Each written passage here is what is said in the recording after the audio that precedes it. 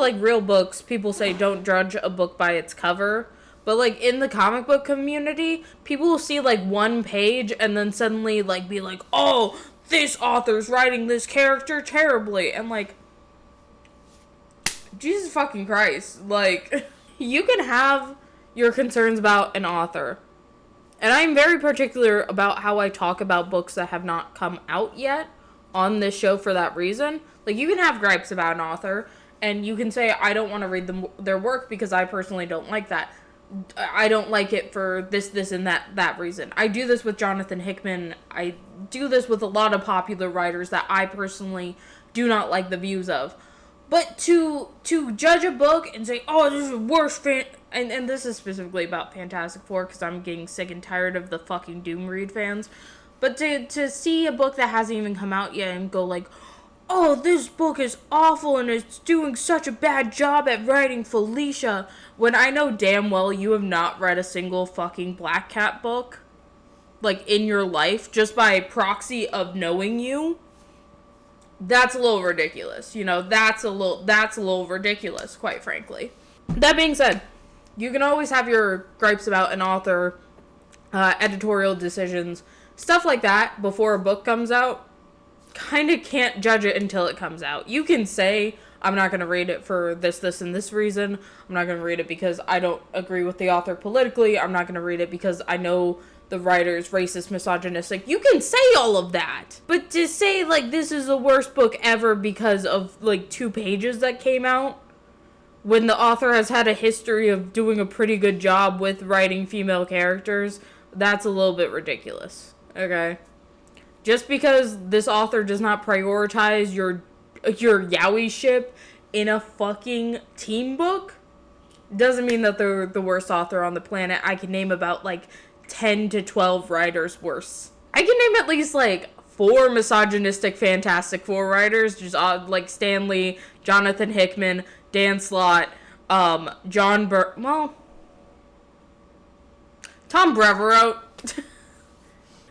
Give a little asterisk to John Byrne, because he can be sexist at times, but Jesus Christ, the Malice story. Anyway, this is a very long rant to say.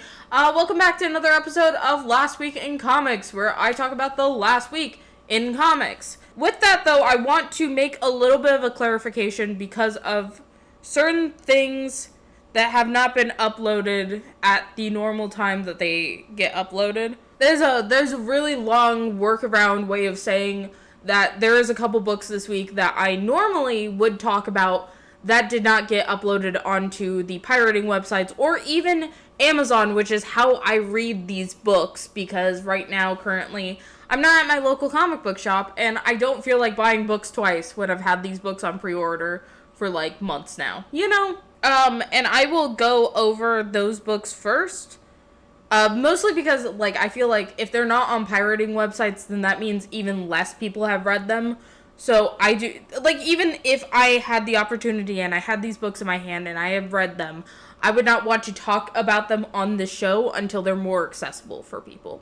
I am a big believer of accessibility in comics, and making the space more accessible for, again, everyone, especially when we're hitting a financial crisis and, you know, just, there's not that many local comic book shops around, like, in general. So that's why I'm refraining from doing a actual review on them. And so the books that I would normally cover on the show that are not on RCO, which is, again, why I'm not talking about them, because I like giving people the opportunity to read them for themselves. Batgirl, by Tate Brombold. You know, I love Batgirl.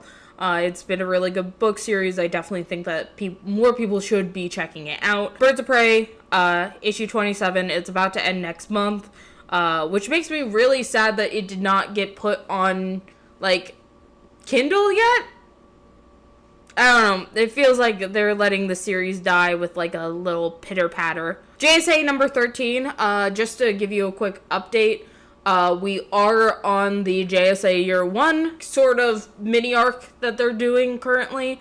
So that just started this week, just to keep you guys updated. And then Harley and Ivy Life and Crimes number 1 which I did want to talk about. I wanted to talk about this book a lot because I feel like, again, so much discourse. A lot of people did that thing that I was talking about in the intro where they judged a book, they judged a comic on the cover. Despite, again, I don't even think that, like, the author is Erica Henderson. I don't think that many people know who she is to even be at a point of judging her writing. I am going to talk about Harley and Ivy. Oh, but before I get more into that, the last book that was not published that I probably would have talked about, Gotham Academy First Year Issue 2. I think that they should have called it Year 1. I feel like a lot of, like, DC, like, Year 1 is like your moniker. Like, come on. But anyway, I do want to talk a little bit about Harley and Ivy life and crimes for a second, because this is the exact point I'm making in the intro. Like, a lot of you guys tend to judge these books before they even come out, and I feel like in the case of specifically this with Erica Henderson, this is a female author. Female authors, especially with DC, have not been getting as many opportunities as they deserve.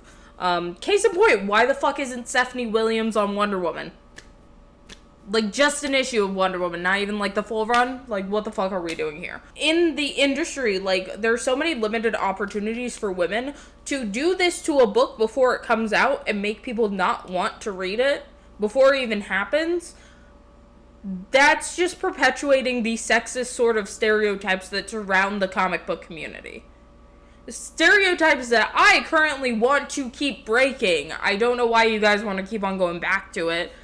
Especially because, like, again, this book is in Elseworlds. This isn't mainline Harley and Ivy. If you want to read mainline Harley and Ivy, there's, of course, the Poison Ivy series that's out right now. Don't fucking read the Babs Tarr one that's about to come out. I'm still gonna give it a fair shot, but, like, I do feel like it's kind of, like, it's a little bit sexist to be like, oh, we're gonna cancel, you know, Diana's, like, lead book, Birds of Prey, which focuses on her and her relationship with other women, to focus on a man.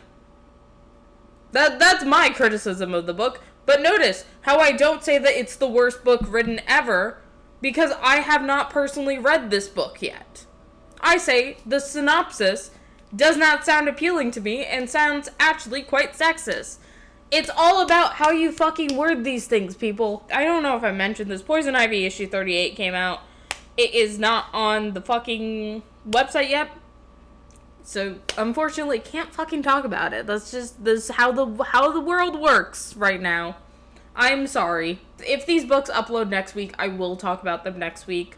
But, like, it is Saturday at 5 right now. So I really, like, doubt that they're going to be uploaded by the time that this video gets published, which sucks. Anyway, speaking of another number one that came out this week, specifically the DCKO, I guess it's called Batman Night Fight.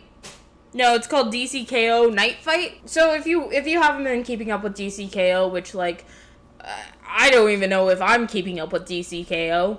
And I do a show every week about the last week in comics. If you haven't been keeping up with DCKO, right now, Batman died first round, or before the first round even started, and is now kind of stuck in, like, the whole, like, he has, like, some, like, dark side technology that's, like, pinging through, like, he's like, trapped within his mind because he's dead, and all the dead people turned into stuff.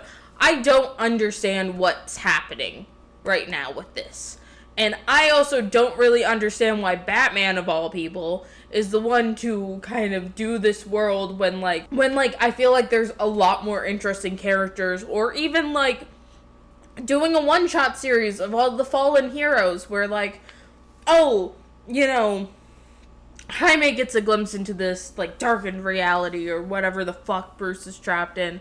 Oh, let's do a Barda one because she's connected to apocalyptic technology. Like, I feel like you could do more with this concept with more characters and do a better job with it than just doing another fucking Batman book. I'm so sick and tired of Batman. But also, I do remember I talked about this because I was, like, confused.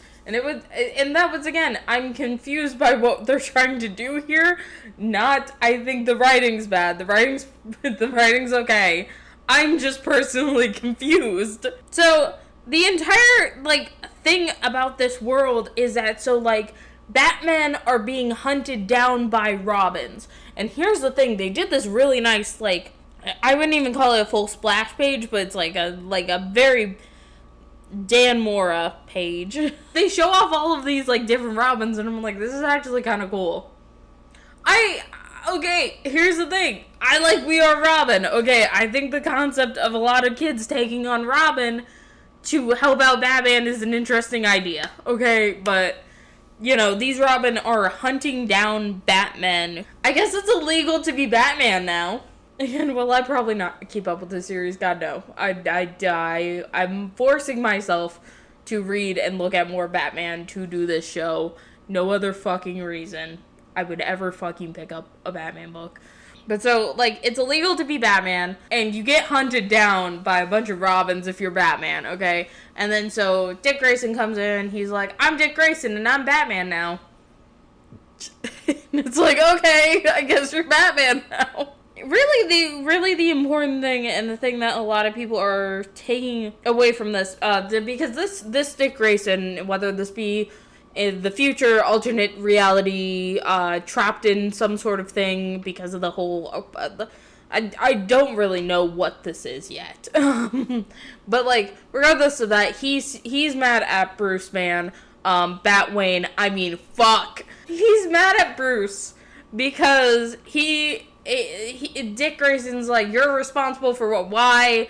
Just Tim, Damian, and Jason are dead. Which, like, I'm gonna be honest about Dick Grayson. I think he only cares about, like, 2 of them at most. I don't know what kind of fucking revisionist history that DC is trying to pull on me right now. I think the only one out of all of them that he would actually give a shit about Bruce harming is Damian.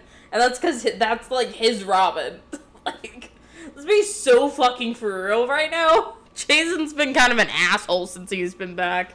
I don't think, like the other 2, like, Jason pissed off Dick because, like, oh shit, you stole my drip, you know? And then Dick finally warmed up to Jason and then he died. And then, you know, here comes Tim, and Dick's like, you stole my dead brother's drip, what the fuck? Which is, again, why I don't think he should, like, care about either one of them dying, except for, like, fucking Damian. And Damian's the little uwu boy. I'm kidding, he's not. I don't really got anything else to say about this book. I think if you're really into Batman and you're into sort of the, like, interpersonal relationships between the Bat Boys, I think you might find some enjoyment out of this book. I'm pretty sure he's gonna fight more different versions of, you know, his sons, but they're Batman now. However, for me personally, I won't give a fuck about any of them but Damian. And Damian Batman has not been back in so long. Genuinely, I don't give a fuck about that. But, like, I think if you're really into, like, the Bat Boys, like, yeah, you'll probably like this event. They're all gonna be Batman. Except, like, here's the thing about Batman. None of those bitches, none of those Robins are fit to take over the mantle of Batman. The only one qualified to do so is Cassandra fucking Cain, and DC's too much of a fucking coward to do that. Which is, like, genuinely, Night Fight might have actually, like, been a really fun event for me personally if the fucking Batman in question was Cassandra. Cassandra Cain's the only one who can fucking take that mantle. And I know you're like, oh, but Damian's the Blood Son. Damian doesn't give a fuck. Damian's entire thing right now is trying to forge his own path, okay? Like, let him continue to have that, because I think that's a very interesting point, as long as people are not being racist about it. Give the mantle to fucking Cassandra. She's the only one who's able to do it. And case in point, they did just let her run around as Batman for a little bit, and no one fucking questioned it. They were like, oh, Batman, you transitioned? Like, they didn't give a fuck. Again, I'm not going to discourage you from reading a comic unless if it's written by Tom King. So, like, Go read it if you're interested, but, like, personally, for me, not for me. And that's how the cookie crumbles. Next up, another book that stirred a bunch of fucking controversy that I gave up on weeks ago, and I wish more people would give up on it as well. Which is Absolute Green Lantern issue 8 just came out, by Al Ewing. I made it very, very clear I do not like Al Ewing. I think that, he is a very sexist, racist writer who doesn't seem to want to take the steps to get better. He just wants to keep doubling down on it. Which is, I did initially. I was really excited for Absolute Green Lantern because I was really hoping, I was hoping that we would get more, I was hoping that we would get Joe Mullen content where she isn't a fucking cop. But apparently this is DC Comics. You can't have a fucking lesbian character unless they're gonna be a fucking cop. And then also, like, with Absolute Green Lantern specifically, like, the first, like, good, like, half of the book, like, the entire, like, first, like, trade of the book is all about Hal Jordan. And I don't like Hal Jordan. This book, overall, was gonna be a bad time for me, personally. I don't like Al Ewing. I don't like Hal Jordan. I don't like Joe Mullen being a fucking cop. Like, it's bad out here. And then I, heard that it got worse. So the big plot of this book is we finally find out 8 issues fucking in, why Joe Mullen is divorced right now from her, also cop wife, because again, it's DC. No lesbian can, like, just exist. They all have to be cops. And it's partially because she keeps on cheating on her cop wife, not with a non-cop, with another fucking cop, Renee Montoya. They don't know each other in the main universe. Al Ewing just picked the 2 most popular. Yeah, Al Ewing legitimately just picked the most popular. Like, I'm pretty sure Al Ewing did a fucking Google search saying lesbians in DC Comics and just picked the top 2. Well, Joe Mullen's technically, I think she's either pan or bi. She's pan, but no one. I don't give a shit. No one calls her that. It's weird. But, like, I'm pretty sure that, like, I think he typed in top lesbians in DC, and then couldn't use Kate Kane because obviously the Absolute Batman has jurisdiction to her first. So then he just picked the next one, which was Renee Montoya. Like, Joe Mullen has never talked to this woman in her entire fucking life.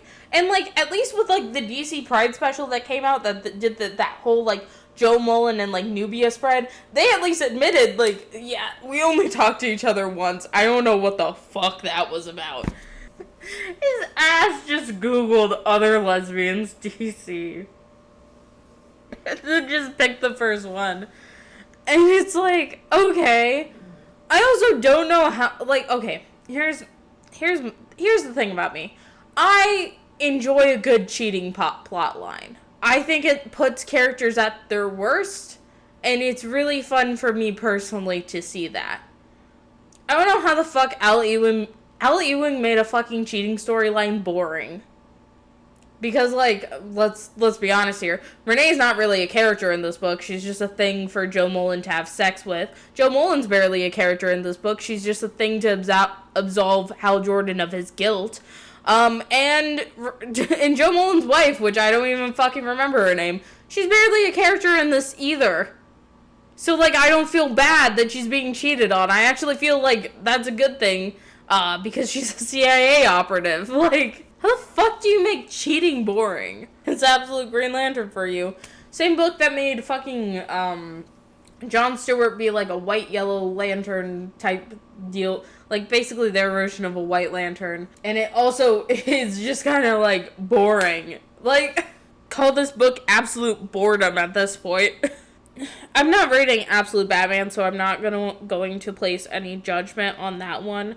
But going into this next one, I do feel like the only 2 books out of the Absolute universe that are actually worth fucking reading are Absolute Wonder Woman and Absolute Martian Manhunter. Like, they're carrying the fucking brand. Maybe Absolute Flash. I guess I really can't speak on that either, because I'm not actively keeping up with it. But people seem like to have fun with Absolute Flash, which I say more power to them. But, like, like, Absolute Green Lantern and Absolute Superman are, like, making me, like, go back and be like, okay, I don't know why the fuck we did any of this. And speaking of the Absolute Superman, so I dropped this book completely, actually. I dropped this book because the author for it, Jason Aaron, is a very outspoken Islamophobe. He's putting a lot of Islamophobic things into the book, specifically regarding the Al Ghuls, which, again, I don't know why the fuck he has the Al Ghuls. I'm sorry, because, like, the entire thing with, like, Roz in this book, it just reads like fucking Vandal Savage. So I'm like, why the fuck didn't you just use Vandal Savage? Okay. We'll move on from that. But, again, he's continuing the Islamophobia that is happening towards the Al Ghuls that it's been happening for a while. I can't blame him single-handedly for it, but this is the reason that I personally am not reading this book anymore. And it seems like a lot of people are like, oh, is Superman gonna be evil now? Which, like, I feel like that's the exact thing we were trying to avoid this entire time. It's strange. This book is fucking weird. I don't understand how the same line, because, like, I do hear good things about Absolute Batman. I hear good things about Absolute Flash. I hear, of course, I'm reading Absolute Wonder Woman and Absolute Martian Manhunter. Those books are fucking phenomenal. Like, I don't know how the fuck you fumbled Superman this fucking badly. And it had a lot of promising starts that just ended up going nowhere. And it's like, oh, okay, I guess we're fucking doing evil Superman again. I give up. I absolutely give up. Speaking of actually pretty good Superman books, but I have not been keeping up personally with, Adventures of Superman Book of L issue 3 is out. It's a very good action book. I think it's doing a lot with the current canon of Superman as we understand it now, in a way that, like, a lot of writers seem to be afraid of doing right now, or not able to do, because we are all stuck in the massive ass event called DCKO that we were promised was not going to be as big as it is. I feel like it's a really good book. I am waiting. I feel like that's another one where I'm like, I'm gonna read it once it hits trade, because then, like, you kind of get the full story. Like, it feels, whenever DC does, like, a mini-series, it often at times feels like you kind of gotta wait till the full trade comes out to really, like, get it. That's not the case with Secret Six, though. Go read Secret Six. That book's not even out anymore. I really fucking liked it, and, like, the fucking Superman, or, the fucking, like, John Kent webtoon right now is also doing a J. John breakup, and, like, I don't know what fucking happened here, but it should have happened to Tim and Bernard. And we're gonna segue into the next book. Go check out Superman, Adventures of Superman, House of L. Go check that out. But segueing into Batman number 3 now, personally for me, I think Matt Fraction's a fucking weirdo. And Matt Fraction might actually just be homophobic at this point. Or queerphobic. Okay, so, like, you have the weird trans shit in the first issue of Batman, which I have already talked about. It just seemed like a really weird design choice on the pen of Dan Mora. It's, like, everything about that situation was weird. It seemed to be playing into the fear-mongering that a lot of conservatives are doing surrounding trans people, specifically male to female transitioners. That's, like, you have that in the first one. You get to fucking issue 3, where, like, okay, I don't like Bernard. I feel like a lot of his personality did get lost when he was made officially Tim Drake's boyfriend. You know, like Bernard is everything that people think Jay Nakamura is. Like, Jay Nakamura is a interesting character who could stand on his own. Like genuinely, I could see Jay in, like, just, like, a fucking team book without John Kent anywhere near it. I can see fucking Jay in the next Checkmate book. And John could be nowhere near it, and I would completely accept that. Bernard, on the other hand, yes, of course, because just inherently he is he was a side character to Tim Drake for all of these years. But, like, the thing is that he lost a lot of his personality once that happened. He's no longer sarcastic. He's no longer, like, very, like, fighty like he used to be. He is now just kind of milquetoast Teddy Altman boyfriend. But you get what I'm saying. You get what I'm saying. The idea that shippers have in their head about, like, it's a fucking Heartstopper. Well, no. I feel like calling them the Heartstoppers boys is a little offensive. But it's like a very, like, milquetoast plain, like, relationship. Which is good in something that where, you know, like Heartstoppers, where you're trying to teach kids, like, it's okay to be queer. Here's a queer romance story that you can get into. Versus, like, this is fucking Batman. We need to have some drama. And, like yeah, okay, you have Bernard being like, you know, it's kind of weird how whenever Tim goes out with you, or, like, you guys do your little boys trip, like, he comes back, like, bruised, and it's like, it's either you know he's Robin or you don't. And, like, I guess Matt Fraction assumes that he doesn't. I have no idea if he does or not. I don't think Matt Fraction is trying to make his mark on Batman, and I don't think he's doing a very good job. I'd probably cut off, like, whatever my thought process was, but with Batman, I think Matt Fraction has some work to do in how he's writing Batman, and hopefully he can get it together before he's taken off the title. I just feel like, also because Matt Fraction, I think, is one of the few writers who have not gone the Detective Comics to Batman pipeline, where, like, you know, you start writing for Detective Comics, you kind of work out a lot of the kinks with how your Batman talks and your Batman acts, and then you move on to the official Batman book. He did not do that. Again, the last Batman run was by Ram V, and Ram V would have been an excellent choice, if I'm being honest, but he's writing New God, so, like, I just think that, like, he's gonna have to take some time to find his voice for Batman, and I don't think it's looking too hot right now. I don't know. I don't fucking read Batman like that, though, so, y'all have been a pit in bad writers for a while, and it's bad out there. Okay, a book I should have read, but I ended up not really having time to this week. Cheetah and Cheshire robbed the Justice League. So, I've been kind of going back and forth how to properly, like, talk about this book. And for me, it's in a very weird position, because I do think that, Greg Rucka in the past has had a lot of anti-Asian sentiments in his work.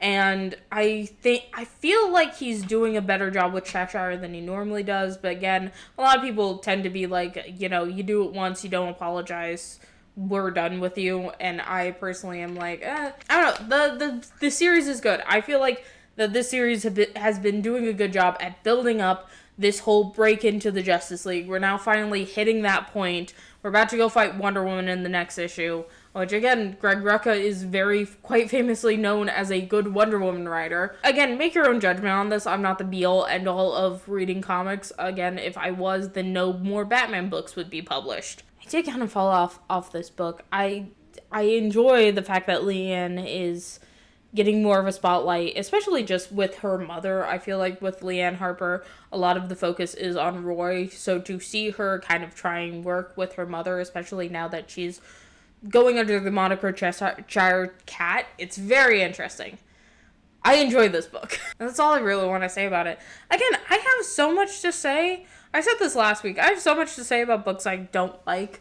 And then, because there's a lot of stuff to critique. But, like, for books I do like, it's like, just go check it out. Make your own judgment on it. Because I'm saying go read this book, but that does not mean you have to read this book. And then the last one on the list for DC is Teen Titans Go #9, but I'm going to try and make this quick. Again, it's a kid's comic. Go buy it for your nieces and nephews. And don't buy them fucking Pokemon cards, for fuck's sake. They're too expensive now. Okay, moving on to the indie comic. So, from Image, I do want to mention this because this is another great case of, if you have a writer at the big two companies who you really enjoy, they have a indie book that they are making much more money off of that you should go support as well. And that is to say that Assorted Crisis Events by Den's Camp is issue 6 is out currently. So if you are going to your local comic book shop, go pick it up. I heard really good things about this.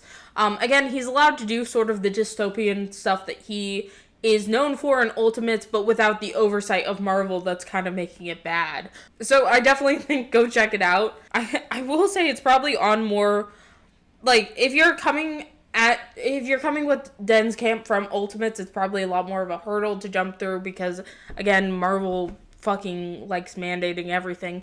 But if you're coming from fucking Absolute Martian Manhunter, same shit. Especially because I think that this issue... Oh, yeah, this issue... Oh, I remember hearing about this one. This issue is specifically about, like, someone who is sort of, like it's an anthology series, essentially, of different, you know, assorted crisis events. And this one in particular is about a guy who's experiencing, random time dilations. So at one point he could be an old man, at one point he could be his own age, at another point he could be a young child. It's like randomized Benjamin Button disease. And I think it's a very interesting sci-fi concept. As I probably should have been reading this book from the beginning, but I personally, like... When this book started publishing, it was right when Den's Camp was doing Ultimates, which I have my issues with Ultimates, but it was right during that point, but before Absolute Martian Manhunter hit, when I really started liking Den's Camp and really started liking his writing. Should have fucking been reading this from the beginning. But yeah, go check out Assorted Crisis Events. That's all I gotta say. I actually do want to shout this book out from Dark Horse. I've not read it, but I think it's interesting to see indie books cross over, you know, your Archie versus Predator type shit. But by Patton Oswalt, there is a Minor Threats versus Archie crossover that's been happening. They're on issue 3 currently, which I think it's interesting. I like it when Archie crosses over with things. I unfortunately actually do like reading Archie. One of my first comic book experiences was reading Archie. I should probably talk about Archie more. I could probably hop onto Archie real fast. Anyway, we're going to my favorite indie publisher, IDW. Woo! Godzilla issue 4 came out. But Godzilla, the current mainline Godzilla book is still really good. If you have not watched any of the other episodes of Last Week in Comics where I talk about it, it's all about, like, a guy who can essentially harness the G-power of, you know, the fucking atomic blast shit, and use it against Godzilla, which, again... him being a part of a team of essentially kaiju hunters. It's very interesting. It's a very interesting plot. And also, from IDW, we also have another reprinting for their Monster High series. Monster High Shock and Awe, issue 1. This one has Scare Screams on the cover and Invisibility. And I don't know, I really wish that IDW would start publishing more Monster High comics. Like, they have the mainline Monster High book, and, like, there was a conversation, like, recently about how, like, a lot of the Monster High characters are, in fact, horror stories if you actually read their fucking journals that they came with. Again, Frankie being, you know, the daughter of Frankenstein, I will actually double read hers before we start doing the podcast, because I remember a lot of things. I don't remember much from it. But, like, Draculaura has been, like, stuck as, like, a 16-year-old for, like, 1,000 years.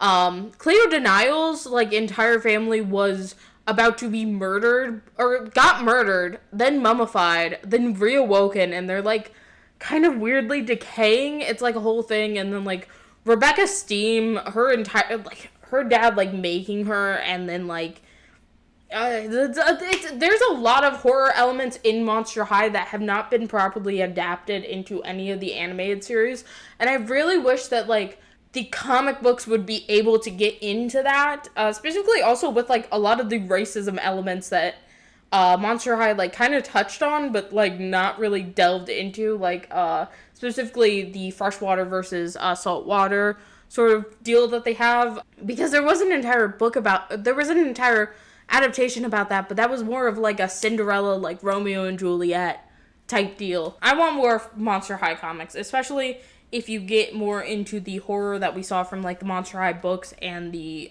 journals that came with the dolls. And speaking of horror, we have Star Trek Red Shirts, issue 4. But, like, so the entire plot is that they're being hunted down by fucking Klingons and Vulcans. Like, I think they're down to the last two...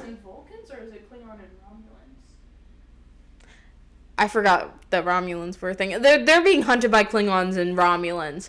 And, like, they're down to, like, the last two. Which, given that this is issue 4, I'm pretty sure? Yeah, given this is issue 4, I assume that, like, issue 5 is going to be them all dying, so it's pretty sick-ass shit. I love Star Trek comics. I've been having to, like, I'm trying to back catalog, read a bunch of them, because I've been, like, binge-watching DS9 for, like, weeks now, because we can only watch, like, 2 episodes a day, or else I go insane. Star Trek shows are really fucking good. Go read and watch Star Trek. Star Trek is the greatest goddamn piece of sci-fi ever created. Except for Chakotay. I'm mad about that for other reasons.